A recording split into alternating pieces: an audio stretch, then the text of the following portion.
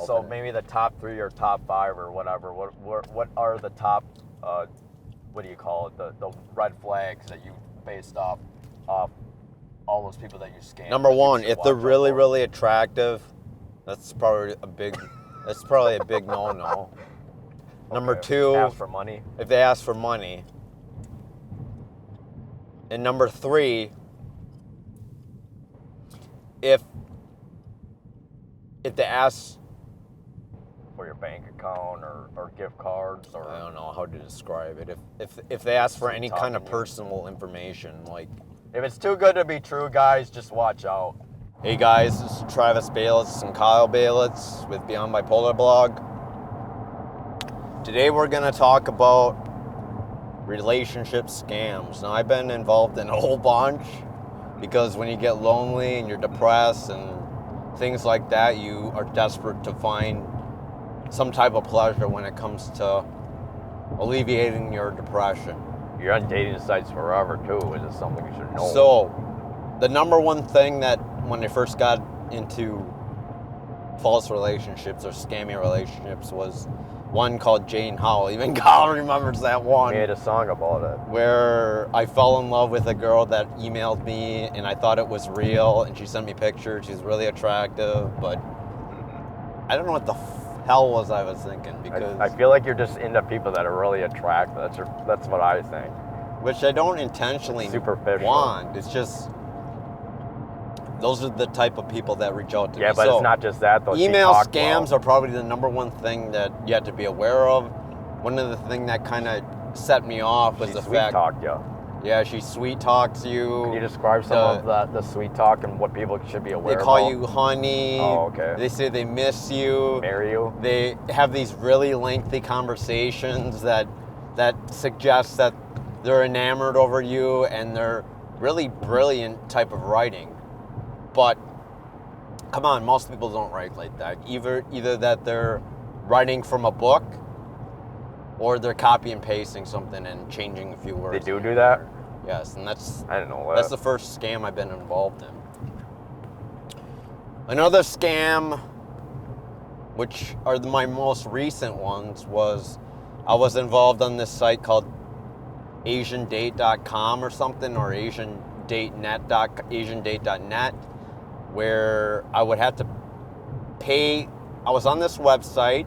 I don't even know how Kyle remembers it, but I had to pay a certain amount of money every time I text someone on their chat line on their website.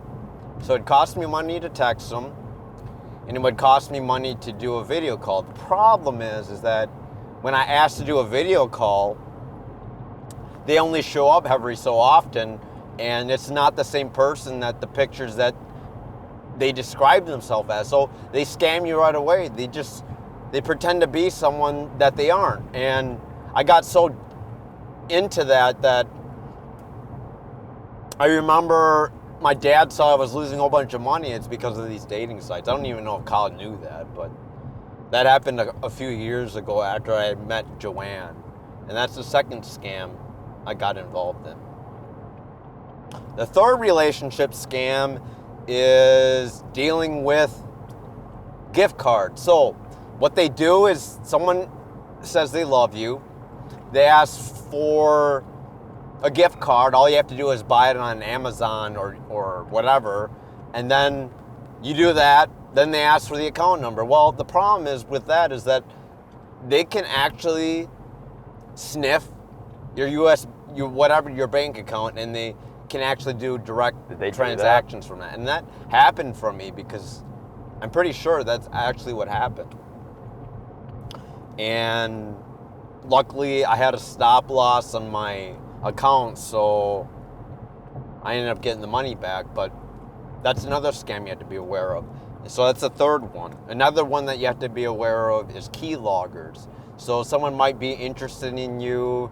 They have you to go on their site. You enter your information. They take your credit card. They spy on it. And they also grab your credit card information and steal from you at the same time, which sucks.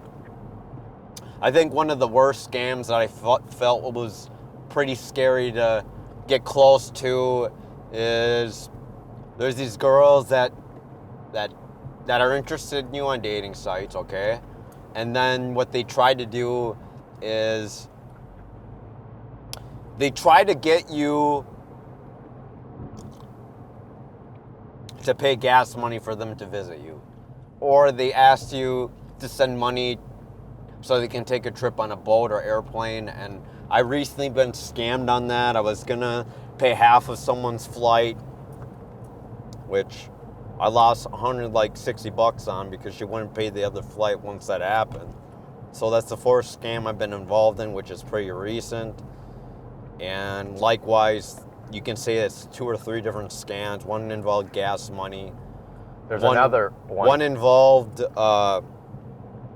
One involved airplane ticket, and another one involved luggage. So that's 3 different scams on trying to get money off of me for free. I'm just very lucky Joanne came, my latest ex, because I paid the entire $1,000 airplane ticket, and she actually came to visit me. I was very surprised by that. But again, I was probably at the most stupidest thing, because who knows? I had her use my account. I gave her my account. I gave her just the flight ticket. I had my own account. I gave her the flight ticket, and she came. Ironically, that was like the only successful non-scammy thing that. There's another scam that both my brother and I got involved with, and there's that new ransom scam. So basically, they pretend that there's someone else. They want you to go on camera. They show this fake girl that's naked, that's supposed to be her, and they want you to go naked, and they catch you doing shit, and then they claim that they have pictures, and they'll release all those pictures and videos for a payment. With Travis and I guess we're kind of out there anyway. I guess I don't care. We don't have clothes on half the time anyway, but you guys might want to be careful with that too. And, be realistic when it comes to dating online. Yeah, you might be lonely, but if there's any hint. The thing is, I notice when I'm on East Meet East, there's these girls that are really attractive. You reach out to them, they like you, they say something for a quick little thing here and there, but then they ask you to go on a website, and what happens is their account gets deleted right away, and that's the number one red flag that they're probably scammy. Another thing is there's dating sites. Another thing that also attractive, but another one I got involved in was through Bitcoin investment. So this lady encouraged me to become an investor with her. So I put $100 in this website that looked pretty official. Yes, it might have showed legit Bitcoin graphics of gains and losses, but once I tried to pull out, I didn't get that money back. And I'm lucky my dad has a hold of my account, because when I get desperate and lonely and depressed, I do really, really stupid things financially. Let's talk about the psychology of why you're so into Korean people and the heritage, or is that a separate video? No, we can talk about it. So I've been really, really obsessed with finding a native Korean girl. And keep in mind, we're adopted Korean people that were adopted very early in age. It's just, I don't really feel connected to the adoptee Koreans because, number one, they don't know their language, and number two, they don't live in Korea. And I guess I feel pretty enamored with finding someone like my ex, Joanne, where I thought she was pretty attractive. She spoke English and Korean, relatively decent amount of English. And I had this idea that we could build a life together, learning each other's languages, and it'd probably be the easiest way for me to learn English or learn Korean and actually talk to my family in Korea since I reunited with them. But the problem is that they don't speak English, and I've had a really hard time getting myself to learn Korean. So I have this perfect state of mind is there's girls that like me, but I'm really interested and invested in trying to find a native Korean girl to fall in love with. And it's very, very difficult for me. I've been single for 6 years almost, and I haven't found that same girl, and I've been having a lot of regrets, because at first I was really caged and trying to do my passions, my creative stuff, and for a while it was really good, but now I've sort of been really lax and not enjoying it as much and not motivated. And but what my about biggest this? regret was not being with Joanne. So we know someone that did marry a Korean person, yet they still have issues. Do you really think that's the solution? And what so? If not, what other solutions can you do to be happy with yourself? Because you're not the only one who falls for these scams. A lot of people are addicted to the love. They call this kind of limerence also too, where they like breadcrumb you like some of these scammers do. And there's actually a lot of them that probably give more money than it's worth. Even there's someone we know that lost their 401k and stuff through that too. So you can also mention there's many Facebook scammers out there. They might have a legit account, but you have to be aware of it. They don't have posts before a certain amount of date, then you know it's pretty scammy. Once again, they're probably people that want to go on webcam, see you nude, record that, and then ask for a ransom, or so they send it to your family and friends, which, you know, it's possible, but who gives a shit? Likely it's not going to happen. Everyone wants love, but I feel like there just has to be a realism. Well, why the fuck haven't you done anything when it came? Because I don't care. This is what, even though there's this quote saying you have to love yourself before you love someone else, but then there's other people that say, how can you love yourself if someone doesn't love you? I guess it's true. Maybe it's a balance, but I really feel like the most power someone has is trying to learn how to be happy with yourself. And that's why I encourage my brother to do his passions, try to make that his love, because that will never leave him. But I guess sometimes the motivation isn't always there. So I think it's a balance. You do need nice people to love you, show that you're caring. Do you think that I'm bipolar? I make really dumb I think it's mainly a low self-esteem, maybe adoptee issues, and all that, which is something my brother has to talk about with his therapist if he ever gets one or does more research. I came across this lady that talks about limerence, and they call it CPSD, childhood post-traumatic stress disorder, and they follow these patterns. A lot of them write these letters to fake people that don't love them, and they're all addicted to them. They're addicted to the high and whatnot. And it takes a lot of psychological work. Me, I don't know if I need love in order to be happy, which is probably okay. I mean, I would like it, but that means I have to go through a ton of changes. I'm going to probably have to get a normal... In my belief, I have this... maybe it's a stereotype that men have to take care of the woman. I mean, in the end, they should probably take care of themselves, and they should live, and they need to have a good, high-paying job and a good job. And the problem is, being a creative person, which I rather do, like my videos, my art, my freelance, is not a secure, stable income. So because of that, I live with my dad, which is a lot easier, and I live with my brother, which is easier. So I've done but it's been hard to sacrifice what my passions are for a woman. I don't know if I could do it.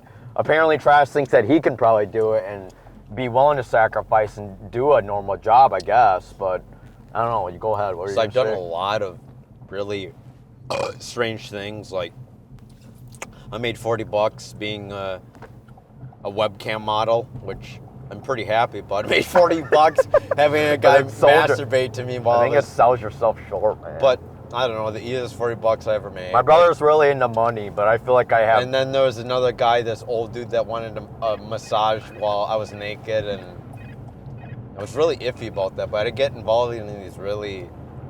To me, I don't... the lesson here is there's no such thing as easy. Nothing that comes easy is free. You can find a balance, find one that you're into. And that's important to me, because I tried to date someone that was really into me. She could love me to the moon and back, yet I guess I grew resentful because I couldn't, and that's terrible. So in the end, it's best to just, if you know you're interested in someone, it's just better turn them down right away. I know there's a lot of people that just kind of breadcrumb people, which isn't very nice at all. It's better just be honest. But I guess I liked her as a friend, so I didn't want to lose a friendship. I guess sometimes when you do, it's just sometimes just a better, just call it out forward right away. Otherwise, it saves you a lot more pain in the long run. Sometimes too much passion and leads to obsession, which isn't good either. So it's good to have a balance. And what I wanted to lead to that is there's no such thing as easy money either. So if you're looking for that quick buck, I wouldn't go for that. I would go for something that you enjoy. Even if I don't make a lot of money doing my art, my videos, it's something I have a lot of passion about. And I think that matters more than anything else, even if it doesn't make me money. I still probably have to let go of the fact that in the end, money isn't what drives a relationship. It's not. I mean, I know people that divorced, that got cheated on. They made a lot of money, and in the end, they had good jobs, and they couldn't make it work either. So in the end, it's just about effort, making sure to provide the needs of that person, spending time with them. There's 5 languages of love. Words of affirmation mean that you show that you love that person by just saying it. Works of services, like doing the dishes for them. Gift giving, which is easy. You just give them gifts. The other, which is probably my favorite, is spending time with my loved ones. That's what I like to do the most. Like going out on dates and stuff. And then the 5th one was, what was the 5th one? Do you remember? Gift giving. I already said gift giving. There's a 5th one, and Service. Acts of service, I guess. I already said that too. There's acts of service, gift giving, spending time, quality of time with the person. Oh, obviously sex, physical. Intimacy, which I guess is okay. Physical. So I guess if you're a guy, you probably, actually, I don't know, I can't say that because some girls want that too. But in the end, but yeah. Do you think since I have bipolar disorder, I'm more susceptible for making being dumb vulnerable? decisions? I agree with that, but at the same time, I feel like it's not good to use that as an excuse. I think in the end, mentally, I feel like, and people might take this wrongly, that I feel like people that have mental health issues, they shouldn't use that as an excuse and not want to better themselves, not want to be better for themselves, because in the end, they could attract someone that they actually want and be up to. I don't think it's a good idea to use that as an excuse, guys. I think there's a difference between a man and a woman. A woman probably could be as like the person, can probably find a mate a lot easier by being that person that wants to be saved versus a man. Yeah, sometimes if you're probably a good-looking dude, you could probably find that woman. But if you're like a guy, they probably want you to be taking care of yourself versus a woman. I mean, if you just look good, sorry to say that, even if it's superficial, you can probably find a girlfriend or a guy friend or a boyfriend pretty easily, to be honest. But the world's kind of superficial like that. It's always about the quick, what makes you feel good, the quick pleasure, whatever you call it. I know I'm saying it wrong, but yeah, we dabbled on a lot of things today, you guys. Talking about relationships, scams, making the quick buck, and in the end, trying to learn to love yourself. And if you're not, try to find connections, finding your soul tribe, they call it. It's really important to have those friendships, even if you don't have feelings for that person. It's important to work on those relationships and those friendships with other people, because in the end, that's what makes people happier. Right now, we're going to go interview and meet one of my favorite cats that I really miss a lot, and we're going to be hanging out with her and her kids today and interviewing today. So that what makes me happy, spending time with my friends. That what makes me happy. That's one of my favorite thing, more than my passions, more than my job. So, and more than money or anything else. Is there anything else you wanted to add from what I've said? I really hate being single, but I think it's worse to be in requited love. Whether you don't like that person or they don't like you. They say that Robin Williams killed himself because his wife never loved him. Oh, and he felt more lonely. Is requited? Well, it's worse to be with someone that doesn't love you than just not being by yourself. I mean, in the end, are you always feeling that you're always lonely, or you need a girlfriend? It's been pretty rampant over the holidays, but is it all the time? No. This week it's been a little better than last week because I was really bitching, but you haven't been bitching this week though. I don't think you at all. Better. Why is that though? I don't know. Good question. Maybe it's because I'm dealing with it better. It took a while for me to kind of get used to it. You were going to get a therapist too, but I'm kind of getting more involved in doing shit again, which is video editing, art. I'm paying you. Yeah, so that's actually that's really another key, guys. As much as work, some people work themselves to death to not think. I think it is important to work, to go for something, to have effort, to have a passion, to have a hobby that you can spend time for yourself, but it's not everything. It's all about balance. Try to find friends to hang out with, because I feel like that's like one of the number one things. And be nice to people. You don't want to burn bridges with everybody, because you never know. Sometimes people need people, you guys. Is there anything else you wanted to add? That's it, guys. So, number one, I'll reiterate. Long letter scams. Number two, keylogger scams, where they get your credit card information. Whether it's through gift cards or logging your credit cards, things like that. Number 3, 4, 5 is those are Ransoms. ransom scams where they involve you you pay the money for taking pictures or webcams of your nudes. And they ask Another for money. scam I've been involved in The is shipping scam. webcam scams or chat scams where you're on their website and you have to pay a certain amount of money to send gifts or webcam or video call or phone call, things like that, and usually they're international, so you got to be aware of that. And there's a few more that I think I really didn't discuss about, but another one that I did suggest is the Facebook scams. You know, they send you access to their live webcam porn or whatever, or they try to get you to be their friend. They say that they're these high successful type of people and they want money. So if it involves money, guys, be aware. Try not to involve yourself. So maybe the top 3 or top 5 or whatever. What are the top? What do you call it? The red flags that you based off all those people that you scam. Number 1, if they're really, really attractive, that's probably a big no-no. Okay. Number 2, ask for money. If they ask for money. And number 3,